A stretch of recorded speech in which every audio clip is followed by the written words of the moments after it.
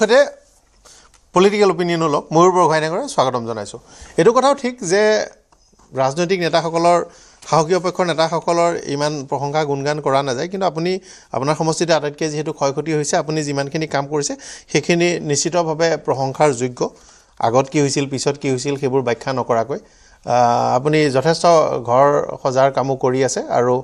যথেষ্ট পৰিমাণে সাহায্য সামগ্ৰী বিভিন্ন কৰি আছে পবিত্ৰ মাৰ্ঘেৰিটাৰ সেই এলেকাটোত কাম কৰি আছে মই দেখিছোঁ আজি 1000 পৰিয়ালৰ বাবে আপোনাৰ সহযোগত তুলি তুচক ইত্যাদি সাজু কৰি ৰখা বুলি কৈছে গতিকে ঘটনাটো হৈ গ'ল ভাল বেয়া কোন ঠিকে আছিল কিন্তু এতিয়া মানুহখিনিৰ কাৰণে আপোনালোকে কি পদক্ষেপ লৈছে মূলতঃ আপোনাৰ সমষ্টিৰ কাৰণে ময়ূৰ বৰগোহাঁই ডাঙৰীয়া প্ৰথমতে আপোনালোকক ধন্যবাদ জ্ঞাপন কৰিছোঁ আৰু জেনেৰেলি মই আপুনি জানেই যে মিডিয়া লাইনটোত মই বেছিকৈ মানে এই ধৰণৰ ইণ্টাৰভিউবিলাকত নাহোঁ আৰু কিন্তু আজি আপোনালোকৰ কিন্তু এদিন আহিব লাগিব আৰু ব্লগিঙো কৰিব লাগিব দেখিলোঁ যিটো কনভেনশ্যনেল মিডিয়াৰ লগতে এদিন কিন্তু আহিব লাগিব এদিন আমিও যাব লাগিব তাৰ কোনো বিকল্প নাই নাই প্ৰচাৰত ইমান আমি মানে মই ইমান গুৰুত্ব দি ভাল নাপাওঁ কিন্তু যি নহওক মই এইকাৰণেই আহিছিলোঁ কিয়নো যেতিয়া 19 তাৰিখে প্ৰথম পানী হ'ল 20 তাৰিখৰ পৰা যেতিয়া আমি ফিল্ডত নামিছিলোঁ আপোনালোকৰ এজন সাংবাদিক নবুল কোঁৱৰ ডাঙৰীয়া আমাৰ লগত সমানে পানীত নামি একেটা টাইমতে আমাৰ লগত আমি যিমান গৈছোঁ তেওঁলোকো গৈছিলে আৰু সেইকাৰণে মই আজি আপোনালোকৰ মাজলৈ আহিছোঁ এইটো কাৰণেই আমি যিমান ৰিক্সত গৈছোঁ তেওঁ সিমান ৰিক্সতেই গৈছে আমি যিটো ৰিক্সত গৈছোঁ আমাক মানুহে যাব নিদিয়ে যে দাদা এইফালে নাযাব আপোনালোকৰ গাড়ী উঠি যাব কিন্তু তৎসত্ত্বেও আমি গৈছোঁ কিন্তু আমাৰ লগত সমানে কিন্তু আপোনালোকৰ ৰিপৰ্টাৰজনো যোৱাৰ কাৰণেহে মই আজি আপোনালোকৰ এই মানে টকশ্ব'ত বহিছোঁ গতিকে প্ৰথমতে মই আপোনালোকৰ এইটো যি মানে এটা সামাজিক দায়বদ্ধতা তাৰ কাৰণে ধন্যবাদ জ্ঞাপন কৰিছোঁ আৰু সমান্তৰালভাৱে আজি বহুত মানুহে বহুতখিনি কথা কৈ আছে সেইখিনি মই ক'বলৈ নাযাওঁ চব মানুহৰ অপিনিয়ন বেলেগ বেলেগ আৰু কিন্তু এটা কথা আপোনালোকে দেখিব যে আমি কিছুমান মানুহক পাহৰি গৈছোঁ 19 তাৰিখে বানপানী হৈছে 20 তাৰিখে হৈছে সেই দুদিন আটাইতকৈ বেছিকৈ হৈছে আৰু 19, 20, 21 সেইকেইদিন আপোনালোকে যিমান দল সংগঠন ছ'চিয়েল ৱৰ্কাৰ ৰাজনৈতিক নেতা আপুনি যিয়ে নকওক ফিল্ডত কোনো নাই এইটো এটা প্ৰেক্টিকেল কথা সেইকেইদিন অকল ফিল্ডত আছিলে SDRF NDRF আৰু প্ৰশাসনৰ মানুহখিনি কিন্তু আমি এতিয়া এনেকুৱা এটা পৰ্যায়লৈ গোটেই বিষয়টো লৈ গৈছোঁ কি আমি যিসকলে সেই মানুহসকলৰ জীৱন বচালে যিসকলে জীৱন বচোৱাৰ কাৰণে সেই হ'ব নিজৰ জীৱনকো তুচ্ছ জ্ঞান কৰি পানীৰ মাজত তেওঁলোকে আগবাঢ়ি গ'ল কিন্তু সেইসকলক আমি পাহৰি কোনোবাই সৰু কিবা এটা দিছে চেলফি মাৰিছে কিবা এটা বনাইছে কিবা এটা কৰিছে সেইবিলাকক আমি বেছি গুৰুত্ব দি আছোঁ গতিকে মই কোনোবাই কিবা দিছে আমাৰ তাত একো আপত্তি নাই সকলো ৰাইট আছে দিয়ক আমাৰ তাত ক'বলগীয়া একো নাই কিন্তু ৰিয়েল যিখিনি হিৰো আছিলে এইখিনি আছিলে SDRF NDRF পৰা আদি কৰি যিসকলে প্ৰায় 20-30 হাজাৰ মানুহক তেওঁলোকে জীৱন বচালে আৰু আপোনালোকক মই আৰু এটা অনুৰোধ জনাইছোঁ এনেকুৱা কিছুমান আনচিন হিৰো আছে যিবিলাকে আপোনালোকে বানপানীকেইদিন আপোনালোকে বিহুবত এজন নাৱৰীয়া আছে তেওঁ 200তকৈ বেছি মানুহ বচাইছে নপুখুৰীত এনেকুৱা ল'ৰা আছে যি এখন সৰু নাৱত গৈ শ মানুহ বচাইছে গতিকে তেনেকুৱা ধৰণৰ আপোনালোকে মানুহ মাতক যিসকলে সঁচাকৈ গ্ৰাউণ্ড লেভেলত গৈ মানুহৰ জীৱন বচালে বাকী কোনে কি কৈছে বা গ্ল'বেল চিকে কি কৈছে হেৰিয়ে কি কৈছে আমাৰ সেইবোৰ ক'বলগীয়া নাই চবেই নিজৰ সামাজিক দায়বদ্ধতা আছে তেওঁলোকে কাম কৰি আছে আমি সকলোকে স্বাগতম জনাইছোঁ সকলোৱে কৰক এইখন সমাজৰ কাৰণে সকলোৱে কৰিব পৰা স্বাধীনতা আছে আৰু আমি সকলোকে স্বাগতমো জনাইছোঁ আমি কাহানিও তেওঁলোকক কৰিব নালাগে বুলি কোৱা নাই কিন্তু আজি তাৰিখত এতিয়া মই নাজিৰা সমষ্টিৰ বিধায়ক হিচাপে মই যিটো দেখিছোঁ এতিয়া নেপালী খুঁটিৰ পৰা বিহুবৰ অঞ্চলত যিটো ৰিয়েল ফেক্ট যিটো আপোনালোকে গ্ৰাছ লেভেলত গৈ আপোনালোকৰ সংবাদদাতাসকলক সুধিব লোকেল যিখিনি মানুহ আছে লোকেল মানুহখিনিয়ে আজিকালি এই বাহিৰৰ পৰা যোৱা মানুহসকলৰ পৰা বস্তু ল'বলৈ লাহে লাহে এৰি দিছে কিয় এৰি দিছে লাহে লাহে তেওঁলোকে নিজৰ ঘৰলৈ গুচি গৈছে ঘৰলৈ গৈ তেওঁলোকে ঘৰৰ ভিতৰৰ যিখিনি পলস সেইখিনি অতৰুৱা বা ঘৰটো পুনৰ নিৰ্মাণ কৰা কামত তেওঁলোক ব্যস্ত হৈ গৈছে এই ৰাস্তাৰ দাঁতিয়ে যে মানুহবোৰ যে আছে আপোনালোকে ভালকৈ লক্ষ্য কৰিব মেক্সিমাম মানুহেই কিন্তু বান এফেক্টেড নহয় তেওঁলোকে য'ৰ তোৰ পৰা আহি বিহুবৰত সোমাইছে মই দেখিছোঁ বামুণ পুখুৰীত সোমাইছে সেইদিনাখন আমি এই বিষয়ে প্ৰশাসনক আমি মানে কমপ্লেইনো দিছোঁ যে এই যে মানুহবোৰ বিহুবৰত ইমানকৈ আহিছে আমি নিজে চিনি নাপাওঁ ক'ৰ পৰা আহি তেওঁলোকে সেই তাৰমানে বস্তু লৈ আছে গতিকে সেইকাৰণে যিসকল বাহিৰৰ পৰা যিসকল লোক আছে আমি তেওঁলোকক দুখ দি লাভ নাই তেওঁলোকেতো নাজানে তেওঁলোকে তাক বিহুবৰ আহিছে তেওঁলোকে বেলেগ অঞ্চলবিলাকত সোমাই গৈছে তেওঁলোকে হাত পাতিছে বস্তু দি দিছে কিন্তু ৰিয়েল যিসকল বান এফেক্টেড তেওঁলোকৰ ওচৰলৈ বহু লোক গৈছে বহু লোকে নিজে ট্ৰেক্টৰ লৈ আহিছে ট্ৰেক্টৰ লৈ সেইসকল মানুহৰ ওচৰলৈ গৈছে বহুত লোকে JCB লৈ আহিছে JCB দি পলহ হটাইছে পলহ হটাই মানুহখিনিৰ ওচৰলৈ গৈছে গতিকে আজি বহু কথা লৈ সাহায্য লৈ বিতৰ্ক হৈ আছে গতিকে এইটো বিতৰ্কলৈ নগৈ অলপ তাৰমানে কনষ্ট্ৰাকটিভ ধৰণে কথাটো ভাবি আপোনালোকে বৰ্তমান সময়ত যিসকল লোকে বিপদত পৰি আছে সেইসকল লোকক কেনেকৈ পুনঃসংস্থাপনৰ কাৰণে চৰকাৰে যিখিনি কৰি আছে তাত যদি আপোনালোকৰ ফালৰ পৰা কিয় সহায় সহযোগিতা কৰিব পাৰে তেতিয়াহ'লে চৰকাৰনো কিয় বেয়া হ'ব আজি চাওক 19 তাৰিখে বানী হৈছে 20 তাৰিখ 21 তাৰিখৰ পৰা আমি ৰিলিফ দিয়া কামত লাগিলোৱে কিন্তু ৰিলিফ দিলে নহ'ব ৰিলিফ দিয়ে যাব পৰা কণ্ডিশ্যনে নাছিলে আৰু সেইকাৰণে মাননীয় মুখ্যমন্ত্ৰী মহোদয়ে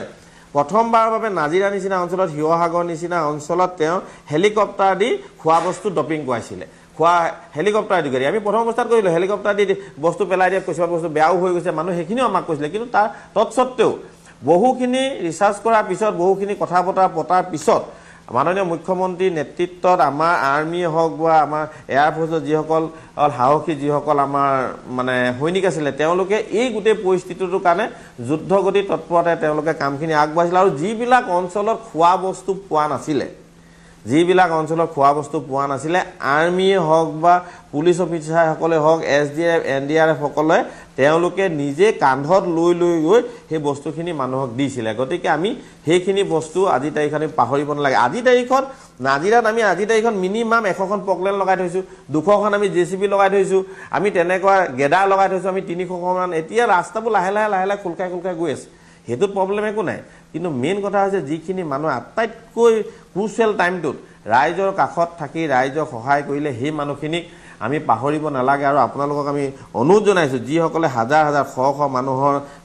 জীৱন বচালে সেইসকলক আপোনালোকৰ মাধ্যমৰ যোগেদি মাতি আনক তেওঁলোকৰ আগত ৰাইজক চিনাকি কৰি দিয়ক বাকী গ্লোবেল চিকে কি বনাইছে আপুনি কালি মই এটা দেখিলোঁ এটা আপোনাৰ এইটো আমাৰ সলমান খানে বোলে কিবা নেপালী খেতি 220টা ঘৰ বনালে বুলি প্ৰতিবিম্ব লাইভত দিয়ে দিলে নেপালী খেতিত মই নিজে আছোঁ গোটেইকেইদিন মই প্ৰতিবিম্ব লাইভৰ সাংবাদিকজনক সুধাইছোঁ যে আপোনালোকে যে এইবোৰ যে দি আছে ফকতীয়া কামবোৰ কৰি আছে যে আপোনালোকে এইবোৰ যে ক'ত বনালে নেপালী খেতিত আজি তাৰিখে মানুহ যাবলৈ অসুবিধা আছে এনেই এইবোৰ মিছা প্ৰচাৰৰ কাৰণে এইবোৰ কথা কাম কৰি থাকিব নালাগে সঁচা অৰ্থত আমি এটা প্লেনিং কৰি ল'ব লাগিব প্লেনিং কৰি আমি নেপালী খেতিক এনেকুৱা ধৰণে বনাম অকল আপোনালোকে নেপালী খেতিৰ নামটোহে গম পাই আছে নেপালী খেতিৰ নিচিনা এনেকুৱা আৰু বহুত জেগা আছে আমাৰ নেপালী খেতি সিপালে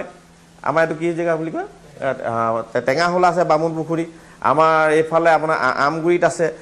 বাগজান বাগান আছে আমগুৰি তল লাইন আছে ঔগুৰিজান আছে মাছগাঁও আছে তেনেকুৱা ঢেৰ জেগা আছে যিবিলাক জেগা আজি নেপালী খেতি সমানেই বিধ্বস্ত হৈ আছে কিন্তু মানুহে অকল নেপালী খেতিটোকে বেছিকৈ মানে ফ'কাছ হ'ল কাৰণে গোটেই বস্তুটো তেওঁলোকে তাতে সীমাবদ্ধ আছে গতিকে এনেকুৱা বহুত জেগা আছে আৰু আমি কৰি আছোঁ মাননীয় মুখ্যমন্ত্ৰী মহোদয় এইবাৰ যিটো তৎপৰতাৰে তেওঁলোকে সাহায্যৰ ক্ষেত্ৰত সিদ্ধান্ত গ্ৰহণ কৰিছে আৰু আজি তাৰিখত 15,000 টকা দিয়াৰ ক্ষেত্ৰত সিদ্ধান্ত গ্ৰহণ কৰিছে এই ক্ষেত্ৰটোত আগতে কাহিনী হোৱা নাছিল এতিয়া বহুতে ক'ব 15,000 বহুতে পোৱা নাই বহুতে পাইছে পটককৈ এটা ব্যৱস্থাৰ মাজেদি গোটেই তাৰমানে প্ৰশাসন আগবাঢ়িবলৈ যোৱা সময়তে আমি একেটা সময়তে ৰিলিফো দিবলগীয়া হৈছে একেটা সময়তে আমি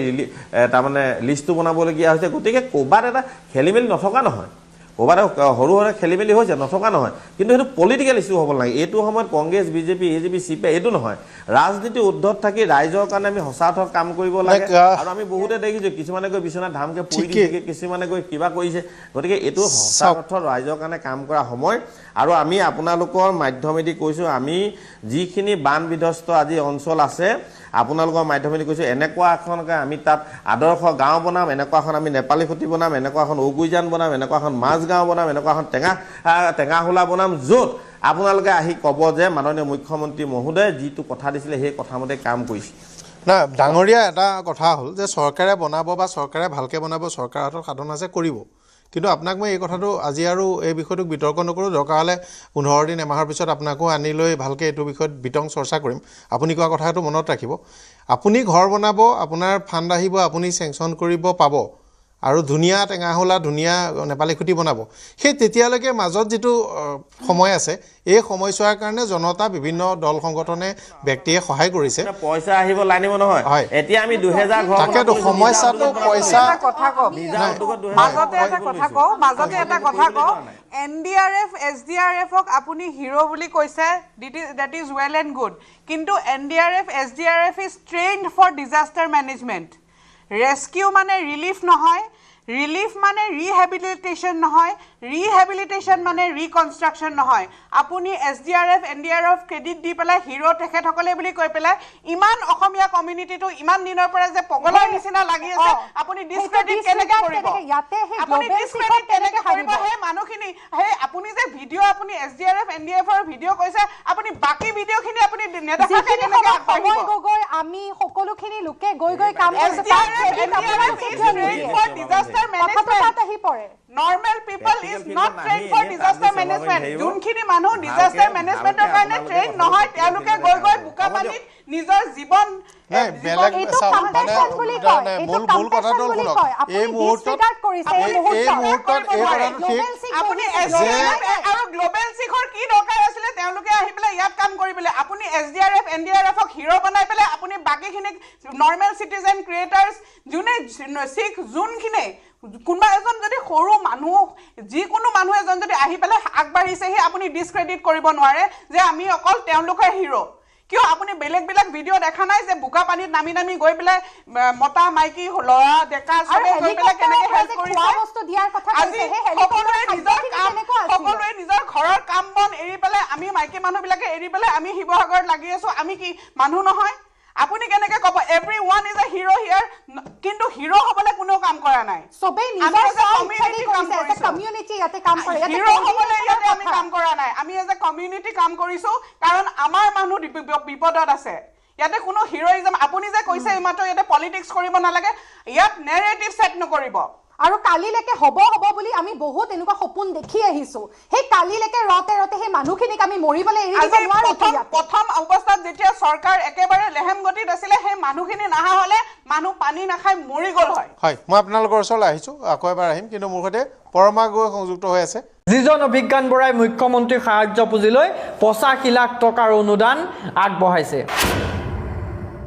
2খন 4খন 6খন 8খন 10খনকৈ JCB ক্ৰয় কৰা বুলি দেখুৱাই অভিজ্ঞান বৰানো কোন হয় আৰু বৰা ফেমিলি ফাউণ্ডেশ্যননো কোন হয়? এটা সময়ত ট্ৰেডিং কেলেংকাৰীত অভিযুক্ত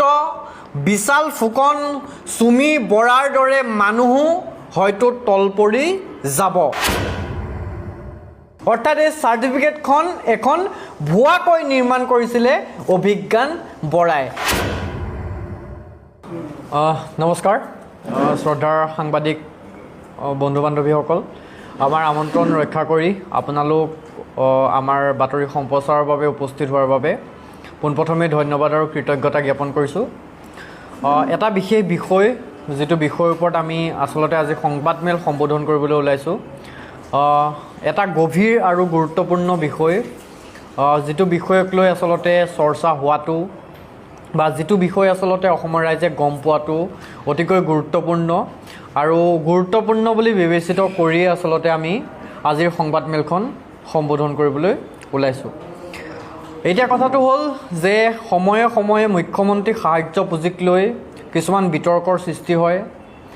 সময়ে সময়ে একাংশ সাধাৰণ মানুহে অভিযোগ কৰে যে মুখ্যমন্ত্ৰী ডাঙৰীয়াক ভালৰি লগাবলৈ বা মুখ্যমন্ত্ৰী ডাঙৰীয়াৰ সৈতে এটা সুসম্পৰ্ক স্থাপন কৰিবলৈ কিছুমান এনেকুৱা মানুহ, যিসকল মানুহে আচলতে বিভিন্ন ধৰণৰ তেওঁলোকৰ অবৈধ ধনৰ লেনদেন লুকুৱাবলৈ বা নিজৰ কুকৰ্ম ঢাকিবলৈ আচলতে মুখ্যমন্ত্ৰীক সাহায্য পুঁজিলৈ অনুদান প্ৰদান কৰি মুখ্যমন্ত্ৰীৰ কাষত এখন ফটো উঠে। আৰু তেনেকুৱা এটাই অনুৰূপ ঘটনা সংঘটিত হোৱা দেখিবলৈ পালোঁ আমি যোৱা 9 জুলাই তাৰিখে। এতিয়া আমাৰ কেইটামান স্পেচিফিক প্ৰশ্ন আছে যে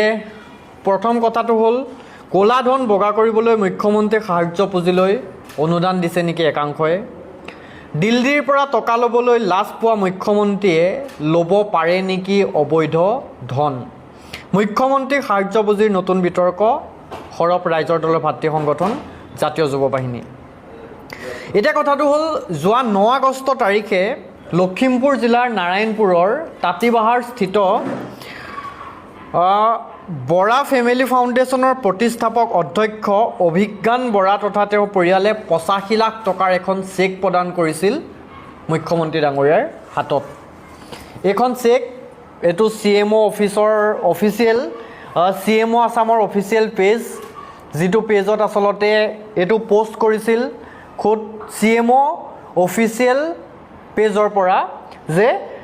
বৰা ফেমিলি ফাউণ্ডেশ্যনৰ প্ৰতিষ্ঠাপক তথা অধ্যক্ষ শ্ৰী অভিজ্ঞান বৰাই ফাউণ্ডেশ্যনৰ হৈ মুখ্যমন্ত্ৰীৰ সাহায্য পুঁজিলৈ 85 লাখ টকাৰ অনুদান আগবঢ়ায়। দুৰ্যোগৰ এই কঠিন সময়ত বানপীড়িত ৰাইজৰ কাষত থিয় দি আগবঢ়োৱা এই মহানুভৱতাপূৰ্ণ সহযোগিতাৰ বাবে মাননীয় মুখ্যমন্ত্ৰী হিমন্ত বিশ্ব শৰ্মাই আন্তৰিক কৃতজ্ঞতা জ্ঞাপন কৰিছে। এইটো আমি দিয়া পোষ্ট নহয়, এইটো কোনো সাধাৰণ মানুহে দিয়া পোষ্ট নহয়,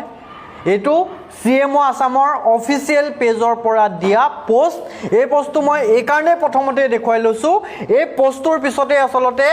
আমি সম্বোধন কৰিবলৈ লোৱা কথাখিনিৰ সম্পূৰ্ণ প্ৰসংগ সংগতি আছে। এতিয়া কথাটো হ'ল যে কি এই অভিজ্ঞান বৰা আৰু এই বৰা ফেমিলি ফাউণ্ডেশ্যন, অভিজ্ঞান বৰানো কোন হয় আৰু বৰা ফেমিলি ফাউণ্ডেশ্যননো কোন হয়? আমি যে প্ৰথমতে এটা কথা কৈছিলোঁ যে সাধাৰণ মানুহে অভিযোগ কৰে যে একাংশ মানুহে তেওঁলোকৰ অবৈধ ক'লা ধন, তেওঁলোকৰ অবৈধ ধন বৈধ কৰিবলৈ, তেওঁলোকৰ কিছুমান কুকৰ্ম ঢাকিবলৈ আচলতে মুখ্যমন্ত্ৰী ডাঙৰীয়াৰ সৈতে সুসম্পৰ্ক ৰক্ষা কৰিবলৈহে সাহায্য পুঁজিলৈ পইচা দিছে। মই সকলো মানুহক কোৱা নাই, ডেফিনেটলি জেনুইনভাৱে এনেকুৱা বহুত মানুহ আছে যি মানুহক সহায় কৰাৰ স্বাৰ্থত মুখ্যমন্ত্ৰীৰ সাহায্য পুঁজিলেই হওক বা বিভিন্ন ধৰণৰ মানুহৰ জৰিয়তে ৰাইজক সহায় কৰিছে, যিসকল মানুহৰ কোনো স্বাৰ্থ নাই। কিন্তু এতিয়া যিসকলে স্বাৰ্থ থকা মানুহ, এই স্বাৰ্থ থকা মানুহবিলাকক আচলতে মুখ্যমন্ত্ৰী ডাঙৰীয়াই অথবা CMO অফিচে আইডেণ্টিফাই কৰাৰ কাৰণে কি ব্যৱস্থা গ্ৰহণ কৰিছে? যদি কৰিছে তেতিয়াহ'লে অভিজ্ঞান বৰা আৰু এই বৰা ফেমিলি ফাউণ্ডেশ্যন এনেকুৱা এজন আচলতে তেওঁ প্ৰতাৰক, যিজন প্ৰতাৰকৰ হয়তো আপোনালোকে যদি হিচাপ নিকাচ উলিয়ায় তেতিয়াহ'লে এটা সময়ত ট্ৰেডিং কেলেংকাৰীত অভিযুক্ত বিশাল ফুকন, চুমি বৰাৰ দৰে মানুহো হয়তো তল পৰি যাব। এতিয়া কথাটো হ'ল এই অভিজ্ঞান বৰাই কি কৰিছিলে যাৰ কাৰণে আজি আমি কথাখিনি ক'বলগীয়া হ'ল? অভিজ্ঞান বৰানো এনেকুৱা এজন কি বিশ্ববিখ্যাত মানুহ যাৰ কাৰণে আজি আমি সংবাদ মেল পাতি অভিজ্ঞান বৰাৰ এই বস্তুসমূহ দেখুৱাবলগীয়া হ'ল। প্ৰথমতে মই এখন চাৰ্টিফিকেট দেখুৱাবলৈ বিচাৰিছোঁ। এখন ফৰ্বছ, তেওঁ এখন certificate Forbes India 30 under 30 class of 2023 recognise certificate. এখন অভিজ্ঞান বৰাৰ চাৰ্টিফিকেট। অভিজ্ঞান বৰাই মেনশ্যন কৰিছিল, অভিজ্ঞান বৰাই দেখুৱাইছিল যে তেওঁ Forbes India 30 under 30 class of 2023 recognise চাৰ্টিফিকেটত তেওঁৰ নামটো আহিছে। কিন্তু আপুনি যদি ৱেবছাইটটো পৰীক্ষা কৰে ফৰ্বছৰ, তেতিয়াহ'লে দেখিব যে এই চাৰ্টিফিকেটখন এখন সম্পূৰ্ণ ভুৱা। অৰ্থাৎ এই চাৰ্টিফিকেটখন এখন ভুৱাকৈ নিৰ্মাণ কৰিছিলে অভিজ্ঞান বৰাই। এই চাৰ্টিফিকেটখন অভিজ্ঞান বৰাই কিয় ভুৱাকৈ নিৰ্মাণ কৰিবলগীয়া হৈছিলে? কাৰণ অভিজ্ঞান বৰা এজন মহাপ্ৰতাৰক। অভিজ্ঞান বৰাই নহয়, অভিজ্ঞান বৰা এণ্ড বৰা ফাউণ্ডেশ্যন এজন প্ৰতাৰক নহয়, মহাপ্ৰবঞ্চক। বিভিন্ন মানুহক ভুৱা ইনভইচ আৰু ভুৱা আই কাৰ্ড দেখুৱাই বিগত 2 বছৰে লুণ্ঠন কৰি আহিছে এই অভিজ্ঞান বৰা নামৰ মানুহজনে। 2024 চনৰ জানুৱাৰী মাহত এখন ভুৱা ইনভইচৰ জৰিয়তে 5খনকৈ JCB, এটা দিনত 5খনকৈ JCB ক্ৰয় কৰা বুলি লুণ্ঠনৰ জাল পতা আৰম্ভ কৰিছিল এইজন অভিজ্ঞান বৰাই। এইখন JCBৰ ইনভইচ, যিখন ইনভইচ আচলতে তেওঁ অভিজ্ঞান বৰাই মানুহক দেখুৱাইছিলে। এইটো ইউনিট নাম্বাৰ 38 3rd ফ্ল'ৰ চাৰ্চি tower, plot number 125B1 east Kolkata, area development project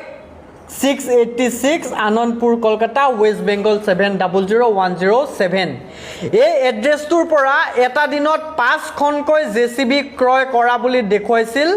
সেইজন অভিজ্ঞান বৰাই, যিজন অভিজ্ঞান বৰাই মুখ্যমন্ত্ৰীৰ সাহায্য পুঁজিলৈ 85 লাখ টকাৰ অনুদান আগবঢ়াইছে। আৰু আমি যেতিয়া তথ্য পাতি পৰীক্ষা কৰি চালোঁ তেতিয়া দেখিলোঁ যে এই ইনভইচখন এখন সম্পূৰ্ণ ভুৱা ইনভইচ। এই যিখন ইনভইচ, এই ইনভইচত থকা যিটো GST নাম্বাৰ, অভিজ্ঞান বৰাৰ এগেইনষ্টত যিটো GST নাম্বাৰ দিয়া আছে 17B7726HJSY78M, এই যিটো GST নাম্বাৰ, এই GST নাম্বাৰটো এটা ভুৱা GST নাম্বাৰ। আপোনালোকে যদি GSTৰ অফিচিয়েল ৱেবছাইটত গৈ গুগল কৰি চাই তেতিয়াহ'লে দেখিব এই GST নাম্বাৰটো এটা ভুৱা। অৰ্থাৎ এটা ভুৱা GST নাম্বাৰ দি তেওঁ এখন ইনভইচ বনাই এদিনত তেওঁ 2খন 4খন 6খন 8খন 10খনকৈ JCB ক্ৰয় কৰা বুলি দেখুৱাই মানুহক লুণ্ঠনৰ জাল পাতিছিল। অৰ্থাৎ তেওঁ কি কৰিছিল, তেওঁ JCB কিনিছোঁ বুলি মানুহক দেখুৱাই মানুহৰ পৰা বিভিন্ন অবৈধ উপায়েৰে যে মই ট্ৰেডিং কৰি এই পইচাখিনি পাইছোঁ, মই ট্ৰেডিং কৰি এই পইচাখিনি আনিছোঁ আৰু আপোনালোকেও মোক ধন দিয়ক, আপোনালোকে যদি মোক 10 লাখ টকা দিয়ে মই দুদিনত সেই 10 লাখ টকা 40 লাখ টকা দি আপোনালোকক ঘূৰাই দিম। কেৱল JCBয়ে নহয়, সেই 21 জানুৱাৰী মাহৰে 1 তাৰিখে 2024 চনৰ 1 জানুৱাৰী তাৰিখে পুনৰ এখন ইনভইচ তেওঁ মানুহৰ মাজত প্ৰচাৰ কৰিছিল, তেওঁ বিভিন্নজন মানুহক দেখুৱাইছিল আৰু তাতে তেওঁ লেণ্ড ৰভাৰ ডিফেণ্ডাৰ 110 5.0 পেট্ৰল V8 আৰু এনেকুৱা বিভিন্ন ধৰণৰ আচলতে 9খন 9 2 11 11 পাছে 16খন লেণ্ড ৰভাৰ এদিনতে ক্ৰয় কৰা বুলি তেওঁ বিভিন্ন মানুহক দেখুৱাইছিল আৰু দেখুৱাই তেওঁ আচলতে মানুহৰ পৰা টকা লুণ্ঠন কৰিছিল। আৰু তেওঁ এই যে টকাসমূহ পাইছোঁ বুলি দেখুৱাইছে, এই টকাসমূহ সম্পূৰ্ণ তেওঁ ট্ৰেডিং কৰি পোৱা বুলি আচলতে দেখুৱাইছিলে। এতিয়া কথাটো হ'ল যে এই অভিজ্ঞান বৰা এণ্ড ফাউণ্ডেশ্যনে তেওঁলোকে এদিনতে যে এই লেণ্ড ৰভাৰ ক্ৰয় কৰিছে, এদিনতে যে এই আচলতে JCBসমূহ ক্ৰয় কৰিছে, গাঁৱৰ এজন সাধাৰণ মানুহ যিজন মানুহৰ এইবিলাক কথাৰ লগত কোনো প্ৰসংগ সংগতি নাই, যিজন মানুহে এই কথাবিলাক নাজানে, ডেফিনেটলি চুমি বৰা আৰু বিশাল ফুকনে যিদৰে জাল পাতিছিলে বা চুমি বৰা এণ্ড বিশাল ফুকন গেঙে যিদৰে জাল পাতিছিলে সেই একেখন জালেই পাতিছিলে এই অভিজ্ঞান বৰা নামৰ ল'ৰাজনৰ বয়স 21 বছৰ। 21 বছৰীয়া এজন ল'ৰাই যেতিয়া মুখ্যমন্ত্ৰী সাহায্য পুঁজিলৈ 85 লাখ টকা অনুদান আগবঢ়াব তেতিয়া ডেফিনেটলি প্ৰশ্নৰ সৃষ্টি হ'ব যে 21 বছৰত তেওঁ কোটিপতি কেনেকৈ হ'ল। কাৰণ 85 লাখ টকা আগবঢ়াবলৈ মানুহজনৰ একাউণ্টত, ল'ৰাটোৰ একাউণ্টত, তেওঁলোকৰ ফাউণ্ডেশ্যনৰ একাউণ্টত ডেফিনেটলি কোটি টকা থাকিব লাগিব। ডেফিনেটলি ইয়াত তেওঁলোকে ভুৱা ইনভইচলৈ কোটি টকাৰ ট্ৰানজেকশ্যন দেখুৱাইছে। গতিকে এই মুখ্যমন্ত্ৰী সাহায্য পুঁজিলৈ আচলতে যেতিয়া পইচা আগবঢ়ালে তেতিয়া বিভিন্ন মানুহে আমাৰ লগত যোগাযোগ কৰিলে, বিভিন্ন মানুহে আমাক ফোন কৰি ৰিকুৱেষ্ট কৰিলে যে এই ল'ৰাজনে আমাৰ পৰা ইমান পইচা লৈ থৈছে, আমি যদি তেওঁক পইচা বিচাৰি যাওঁ আমাক ভয় খুৱায়, ভাবুকি খুৱায়, পুলিচৰ ওচৰলৈ যদি যাম বুলি কওঁ ওলোটাই আমাকহে পুলিচক লগাই পেলাই আমাক উঠাই দিম বুলি কয়। আনকি এনেকুৱা বহু ঘটনা সংঘটিত হৈছে। অভিজ্ঞান বৰাই যোন মানুহৰ পৰা পইচা লৈছিলে, যিসকল মানুহে এতিয়া নাম প্ৰকাশ কৰিবলৈ ইচ্ছুক নহয়, আপোনালোকে যদি লোকেল ৰিপৰ্টাৰ পঠিয়াই অকণমান খবৰ কৰে তেতিয়াহ'লে গ্ৰাউণ্ড জিৰ'ত যদি আপোনালোকে ইনভেষ্টিগেশ্যন কৰায় তেতিয়াহ'লে বস্তুটো গম পাব। অভিজ্ঞান বৰাই যি মানুহৰ পৰা পইচা লৈছিলে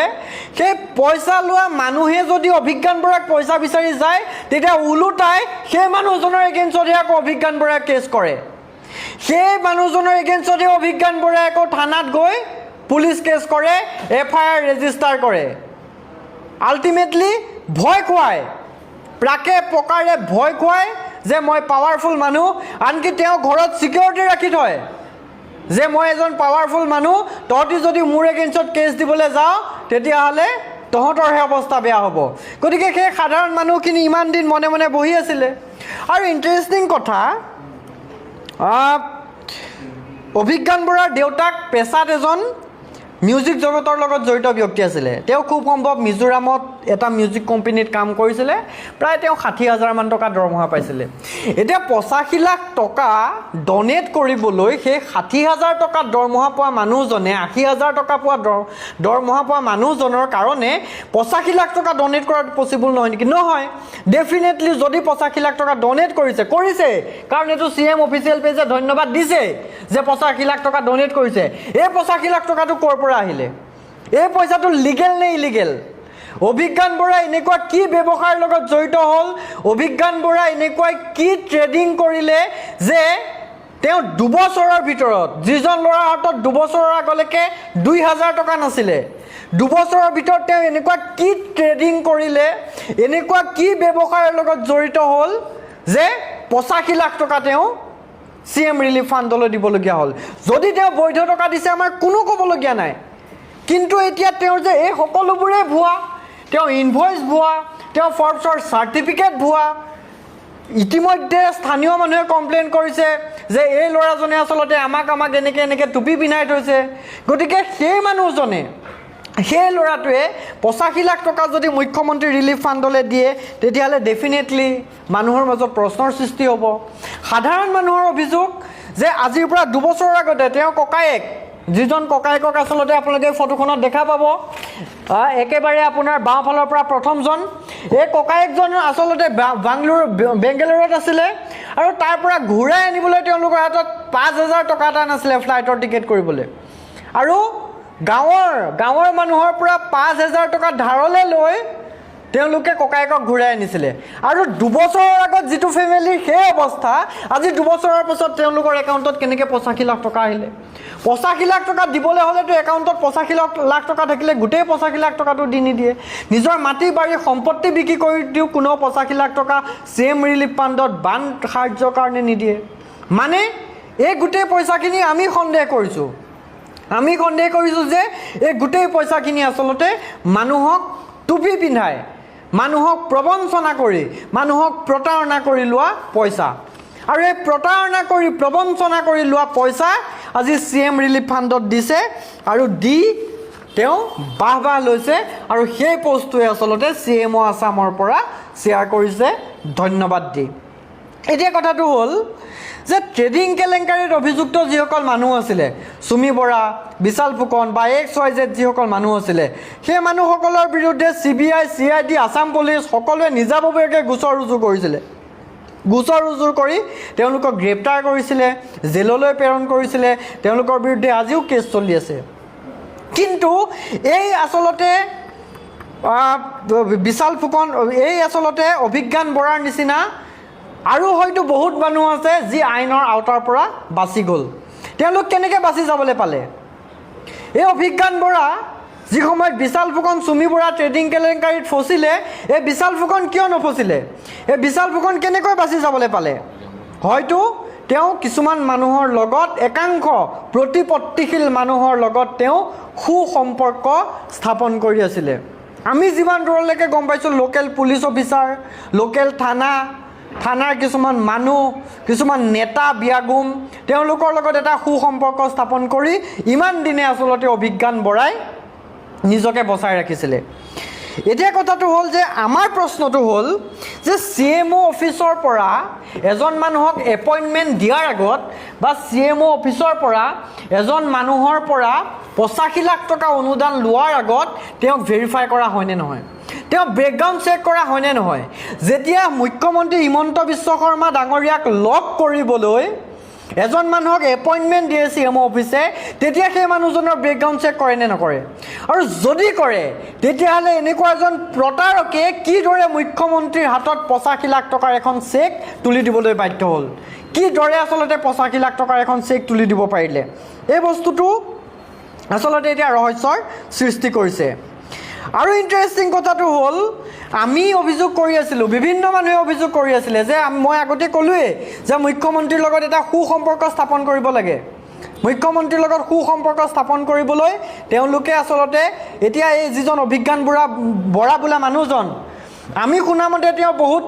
লাখ টকা ফচি আছে ট্ৰেডিঙৰ। হয়তো তেওঁ সেই ট্ৰেডিঙৰ পইচাখিনি মুকলি কৰিব লাগে, তাৰ কাৰণে তেওঁ মুখ্যমন্ত্ৰীৰ লগত এটা সুসম্পৰ্ক স্থাপন কৰিব লাগে, বিজেপিৰ নেতা মন্ত্ৰীৰ লগত এটা সুসম্পৰ্ক স্থাপন কৰিব লাগে, আৰু এই সুসম্পৰ্ক স্থাপন কৰি আচলতে তেওঁৰ যিসমূহ ফচি থকা পইচা, তেওঁৰ এগেইনষ্টত থকা যিসমূহ এলিগেশ্যনছ, সেই এলিগেশ্যনছসমূহ নোহোৱা কৰিব লাগে। হয়তো সেইটোৱে লক্ষ্য আৰু উদ্দেশ্য। আৰু যদি সেইটোৱে লক্ষ্য আৰু উদ্দেশ্য হয় তেতিয়াহ'লে এইটোতো CM ৰিলিফ ফাণ্ড, মুখ্যমন্ত্ৰী সাহায্য পুঁজি, যিটো মুখ্যমন্ত্ৰী সাহায্য পুঁজিলে অসমৰ বাদ দিয়ক, দেশৰ বাদ দিয়ক, দেশৰ বাহিৰৰ আজি লাখ মানুহে কোটি টকা দিছে মুখ্যমন্ত্ৰীক বিশ্বাস কৰি। আৰু সেই মুখ্যমন্ত্ৰী সাহায্য পুঁজিটো যদি আজি সন্দেহৰ আওতাত আহে, সেই মুখ্যমন্ত্ৰী সাহায্য পুঁজিয়ে যদি এনেধৰণৰ বেনামী এনেধৰণৰ প্ৰতাৰকৰ পৰা যদি লাখ লাখ টকা সংগ্ৰহ কৰে, তেতিয়াহ'লে সেই মুখ্যমন্ত্ৰী পুঁজিটো আচলতে সন্দেহৰ আওতালৈ যাবনে নাযায়? সেই মুখ্যমন্ত্ৰী সাহায্য পুঁজিক মানুহে সন্দেহৰ দৃষ্টিৰে চাবনে নাচায়? এই প্ৰশ্নটোৰ উত্তৰ আমি মুখ্যমন্ত্ৰী ডাঙৰীয়াৰ পৰা বিচাৰিছোঁ। এই প্ৰশ্নটোৰ উত্তৰ আমি CMO অফিচৰ পৰা বিচাৰিছোঁ, যিটো পোষ্ট আচলতে CMO অফিচিয়েল ফেচবুক পেজত দিয়া হৈছিলে। আটাইতকৈ গুৰুত্বপূৰ্ণ কথাটো হ'ল যে কালিলৈকে পৰহিলৈকে এই যিটো পোষ্ট, এই যিটো CMO আছামৰ পোষ্ট, এই পোষ্টটো আচলতে মুখ্যমন্ত্ৰী CMO আছাম নামৰ এইটো যিটো ভেৰিফাইড পেজ CMO অফিচিয়েল, এই পোষ্টটো আচলতে তাত